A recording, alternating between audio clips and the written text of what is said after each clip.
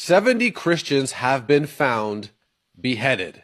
Yes, beheaded in a church in the Democratic Republic of Congo. Why is no one reporting this? Why does no one seem to care? The violence was perpetrated by an organization that was that is affiliated with ISIS. And the thing is that there are some people who have argued that they are essentially working on behalf of Rwanda, because Rwanda is a neighboring country that covets and is actually taking control of an awful lot of the mineral resources in Kivu. And so what this violence has done is demonstrated that the Congo cannot protect its citizens from violence in Kivu or in North Kivu. And so what people are worried about is that this is essentially an attempt to kind of destabilize the Democratic Republic of Congo. Between the 12th of February 2025 to the 15th of February 2025, 70 Christians were beheaded. If you're not familiar with the story, let me summarize everything.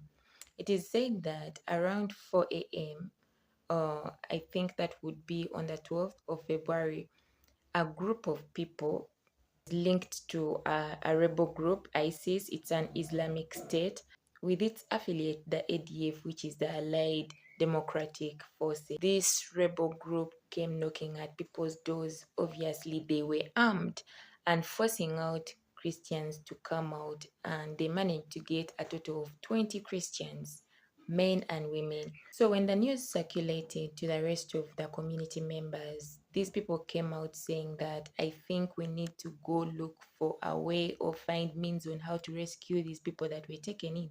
Little did they know that they were already surrounded. And since they were not armed and the other group was massively armed, they were taken in, which all summed up to 70 Christians. These people were found in a church, beheaded.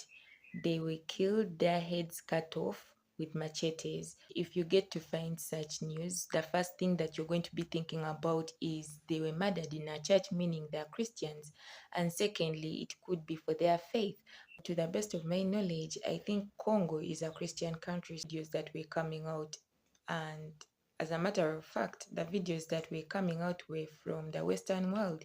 People coming out to say that Christians were beheaded in Congo, expressing their sadness towards this act. If you go to Google as well, you're going to find out that it is indeed true that 70 Christians were murdered. No, sorry, they were beheaded and their bodies were found in a church, a Pentecostal church in Congo. And if you continue reading these articles related to the killings in Congo, you're going to find out that many people have been displaced. As we are speaking, churches, hospitals, and schools are not operating because of something that is happening in this other part of Congo. The thing that caught my attention was the fact that the people in the Western world were the ones pushing in videos saying that Christians are killed because of their faith, and we are feeling sad for them, and it's a hurting thing. The best part about all this is that you are going to go to the comment section and find out more information. So I came across this comment that said, I am sorry, but you sound so ignorant, for the simple reason that literally everyone in Congo is a Christian. There is a tribal conflict in Congo, but there is no religious conflict in Congo, as you put. When I read this comment, it kind of made sense to me, as like, okay, because almost every person that I have studied with and is from Congo, every Congolese is Christian. You hear the name Gracious, Mercy, Elizabeth, all these are Christian names. I sat down and I could not link up any Muslim person that came from Congo in my class. All of them were Christians, so I was confused as well. There are very many Christians in Congo, so why would they be killed because of their faith? They are not the minority group in Congo. I stand to be corrected. If you're in Congo and you feel like the Christians are the minority group, then please feel free to make it right in the comment section. When these videos come to your FYP and you go to the comment section, you're going to find that people are confused as well. This other person said that Congo is a Christian country. I am confused. That is when everything began to make sense, that it is indeed not a religious conflict, but it is a tribal conflict. It all now makes sense that is why many people have been displaced. We must know that a part of Congo has been in conflict, but this has been mainly tribal conflicts. regional conflicts that have been happening, like I said, with the rebel groups that have been formed, the ADF in Congo, and they say that the Rwandan government is involved. But then President Paul Kagame denied that fact, that the Rwandan government was involved in this activity.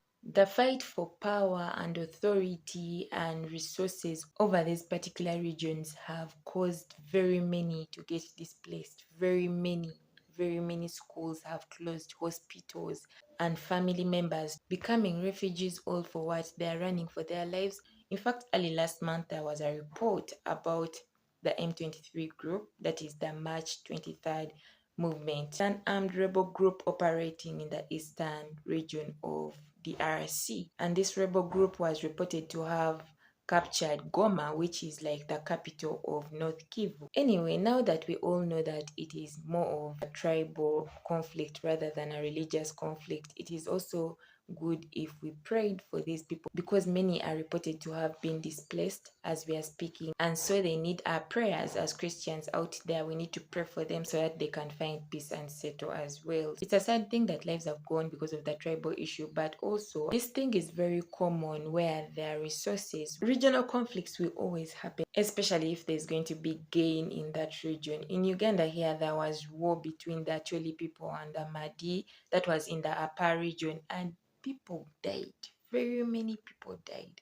And so this incident just reminded me of that same thing. Another sad bit of it is the fact that the ADF, or the Islamic group, found it necessary for them to murder these Christians in a church setting so that they can send a message out there. So as Christians around the world, we still need to pray for each other. I know a lot is happening in our countries of origin, but we need to pray for each other regardless. Thank you very much for watching my video. My name is Lake, and if you're my returning subscriber, thank you so much. God bless you. If you're new here, kindly subscribe or share this information so it can reach many people, as I know that very many people are misguided on the fact that it could be a religious fight rather than a tribal fight. Until next time, see you. Bye bye.